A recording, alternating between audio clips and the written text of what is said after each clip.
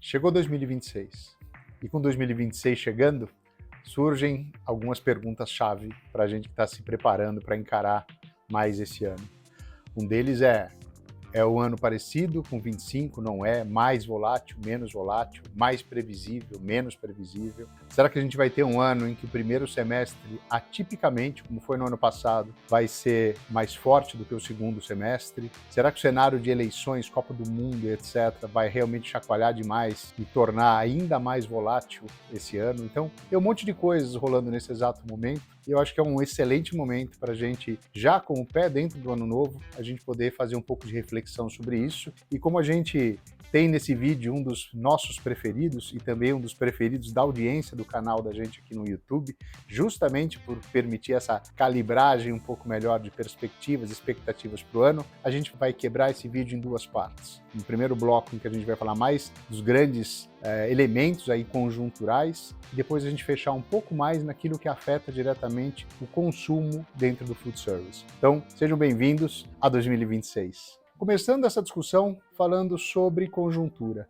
E a gente habitualmente explora especialmente três grandes variáveis, que é nível de atividade econômica, emprego e renda, quando a gente fala de conjuntura afetando o food service. Então, começando pelo PIB, atividade econômica, o que a gente sai de 2024 com o PIB que cresceu algo como 3,4%, vem para um ano de 2025, onde o PIB cresceu alguma coisa muito próximo de 2,2%, esse número ainda vai, o número oficial do IBGE ainda vai sair, mas muito próximo, ao redor de 2,2%, agravado pelo fato de que uma parte desse crescimento do PIB veio de projetos e de inserções de valores e de dinheiro pelo próprio governo, senão provavelmente esse PIB seria menor do que 2,2%. E o que esperar? O que se espera para 2026? O conjunto aí da grande parte dos economistas, dos bancos, dos economistas-chefes, as grandes consultorias, a média disso tudo aponta como 1,8, sendo um cenário mediano de crescimento do PIB para 26. O que já significa, nessa primeira das três principais variáveis de conjuntura, já significa um cenário um pouquinho mais duro para a gente encarar ou para a gente esperar o crescimento do mercado. Aí a gente vai falar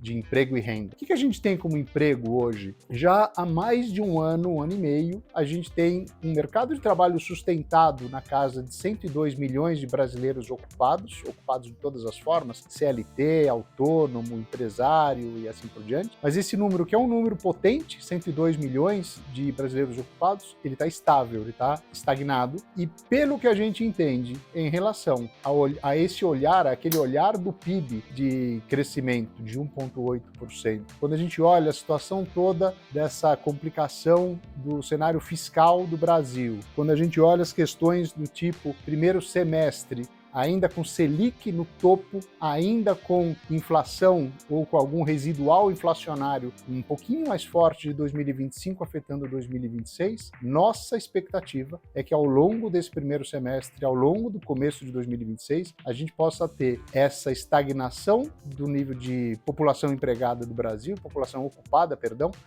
podendo retroceder um pouquinho. Então a gente hoje considera que 102 milhões de brasileiros é o topo do que a gente deve encarar como população ocupada para esse ano, podendo ser 1 a 2 milhões abaixo até. A outra forma de enxergar também o tema de emprego é a gente falar sobre taxa de desocupação, que se há um ano atrás essa taxa de desocupação era de 6,2%, né, no final do ano passado, no final de 2025, já era 5,4%, nível recorde histórico de baixa desocupação. O que a gente imagina é que essa desocupação ela possa subir um pouco, ela pode piorar um pouquinho aí ao longo desse primeiro semestre, na virada do semestre de 2026. Esse é um quadro que aponta para a gente o quê? Uma certa dificuldade um pouco maior do que o que a gente viveu no ano passado, que já foi maior do que o ano retrasado, vindo de uma atividade econômica mais apertada, especialmente no primeiro semestre, vindo de um cenário de emprego até por conta da economia, também um pouco mais afetado, e o que já pinta já um quadrinho para a gente de que a gente pode esperar um ano um pouquinho mais duro.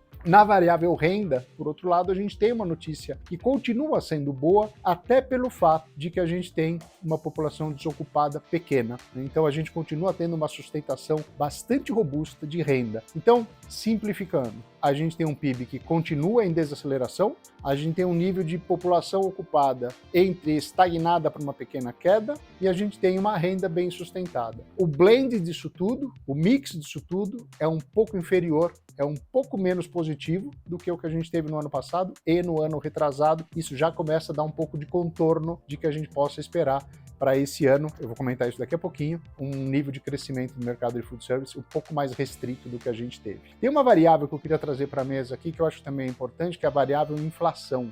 Então, se a gente analisar, por exemplo, o índice de preços global da FAO, que é o órgão da ONU que cuida de alimentação no mundo, se olhar as curvas de commodities, dos principais commodities do mundo, etc., e como é que vieram os preços na virada de 2025 para 2026, apesar de uma ou outra commodity ainda ter um preço um pouco mais sustentado, um pouco mais puxado para cima, até a própria proteína animal e tal, mas na média a gente tem uma perspectiva de inflação de alimentos para 2026 mais contida do que a gente teve em 2025. Então a gente está falando de um crescimento que provavelmente em termos reais vai ser um pouquinho mais duro e em termos de efeito inflacionário para jogar para cima pelo menos o crescimento nominal do mercado, a gente tem também um cenário de crescimento menor de inflação do que a gente teve em 2025. Então agora vamos falar um pouquinho sobre cenário de consumo e aí a gente fecha com as perspectivas que a gente tem para esse ano. Ponto mais importante na concepção da gente, na análise da gente já há alguns anos é o tema do endividamento da população.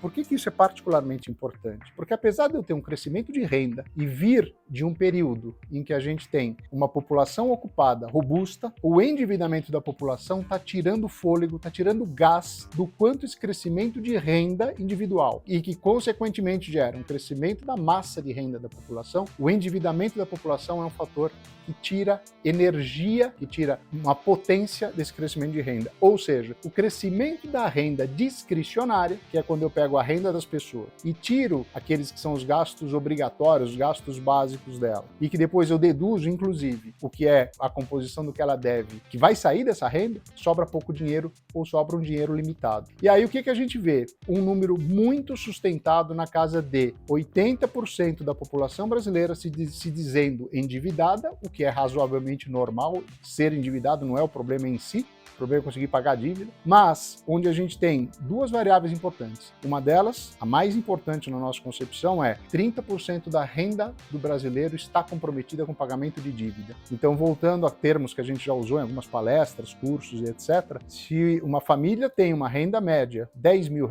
na prática ela não conta com R$10 mil, ela conta com R$7 mil, porque os 3 mil já estão comprometidos com o endividamento dessa família. Esse é um ponto bastante relevante. Expectativa nossa, com uma Selic, né, a taxa básica de juros da economia, de 15% na virada do ano, que vai permear os primeiros anos, os primeiros meses de 2026 ainda nesse patamar, muito próximo de 15, se não o próprio 15, e que deve chegar lá no finalzinho de 2026, com 12,25, expectativa média da economia, a gente já tem aí uma trava bastante significativa para imaginar que esse endividamento possa diminuir. E além disso, obviamente, por mais que a gente esteja celebrando que a gente fechou 2025 com a inflação média medida pelo IPCA abaixo do teto, ainda assim é abaixo do teto, mas é acima da meta. Ou seja, a gente efetivamente ainda continua com uma inflação que prejudica o trabalhador, que prejudica o assalariado, que prejudica o consumo em última análise. Então essa questão do endividamento, ela realmente represa, ela contém uma possibilidade maior do crescimento do consumo, particularmente do consumo nosso no food service. Mas não para por aí. A gente tem que avaliar também que a gente tem pelo menos outros dois fatores bastante importantes afetando o direcionamento da renda do brasileiro para o consumo na alimentação fora do lar. Um deles, um dos dois mais importantes, sem dúvida, é um redirecionamento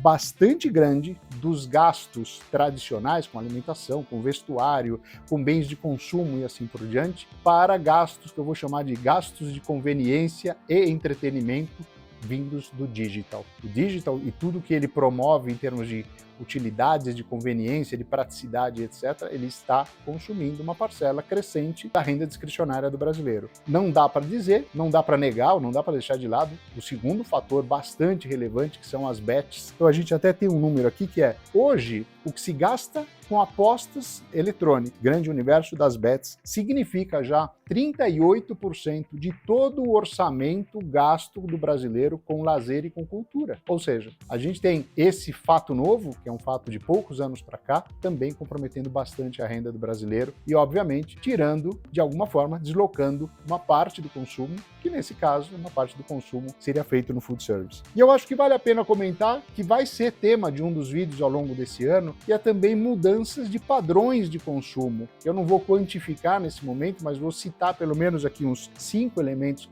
que vale a pena. Um deles que é pesquisas recentes na virada de 25 para 26. Foco principal preocupação do consumidor brasileiro para 2026. Conseguir resgatar ou começar a construir alguma poupança e ou sanear suas finanças. Preocupação número 1 do brasileiro. Ele está olhando para isso. 2, no caso do food service em particular, um crescimento do consumo no delivery em detrimento do consumo presencial. Isso ainda é esperado como um movimento ainda dentro desse ano. Tudo bem, por mais que isso seja uma continuidade, a gente ainda tem uma parcela maior, bem maior do consumo presencial do que no delivery, mas mais um ano de crescimento superior no delivery previsto. Menor frequência de consumo que empurra a gente para perceber que existe uma valorização crescente por um consumo no food service associado à socialização e à experiência, em detrimento de consumir por consumir, ou seja, tem que fazer sentido, que é um termo que a gente usa habitualmente. Penúltimo ponto, afetando bastante também o consumo, especialmente na classe AB, a classe de maior poder aquisitivo, a gente já consegue perceber claramente os impactos de padrão de consumo, de gasto,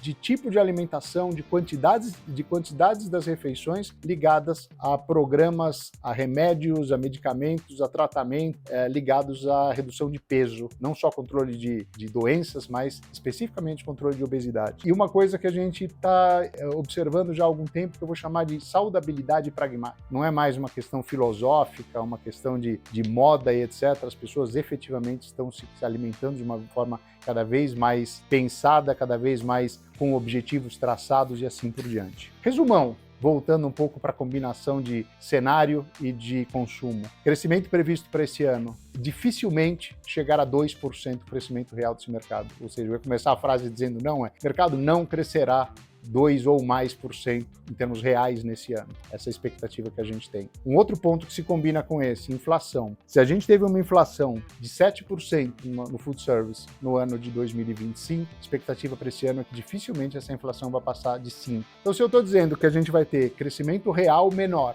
inflação menor, crescimento nominal do mercado vai ser menor. Acho difícil a gente imaginar que a gente vai contar com uma inflação abaixo de 7% no ano de 2026. Lembrando que o ano de 2025 provavelmente a gente vai ter um número final na casa de uns 10%, por conta de um pouco mais de crescimento real, um pouco mais de inflação. Quando? Em 25. Então esse é o cenário que a gente tem previsto para agora. Como é que a gente encarar esse ano? Primeiro, obviamente, a gente vai usar aquela figurinha do rouba-monte com muita intensidade esse ano, que é o que a gente entende é que as empresas vão poder crescer acima dessa casa de uns 7%, ocupando espaço, ocupando participação de outras empresas. Dificilmente o mercado vai entregar por ele mesmo mais do que esses 7%. Óbvio, se você estiver num segmento ascendente, se você estiver num nicho de mercado que ainda tem um crescimento bastante acelerado por força de ainda ser pequeno e etc., você tem uma oportunidade melhor, uma oportunidade diferente. Mas como mercado, 7% parece ser o teto de crescimento para esse ano. Algumas coisas importantes na nossa opinião. Reflita mais sobre as suas definições de público-alvo, de segmentação de público-alvo. Aprimore isso. Aprimore um pouco a sua estratégia, ou aprimore muito, revise sua estratégia, se você vai ser muito mais focado em escala, competitividade ou custo, ou diferenciação, premiumidade, valor ao seu consumidor. Então, a gente entende que a gente tem alguns desafios bastante grandes, mas eu vou me permitir usar um pouco do exemplo dos nossos clientes de aconselhamento estratégico, em que todos eles crescem há anos acima do crescimento de mercado. A frase que a gente usa com eles: você nunca dependeu do crescimento do mercado para atingir os teus objetivos. Foi sempre muito mais mérito próprio do que vir na onda do que o mercado te proporcionava. É isso para mim, é isso para você, é isso para os nossos clientes. Então, vamos fazer um grande 2026. Ele tem tudo para a gente poder fazer realmente sucesso e encontrar aí, daqui a pouco, um ano novo de 27, governo novo, clareza um pouco maior de mundo, etc., para a gente olhar um horizonte de longo prazo outra vez. Sucesso para você!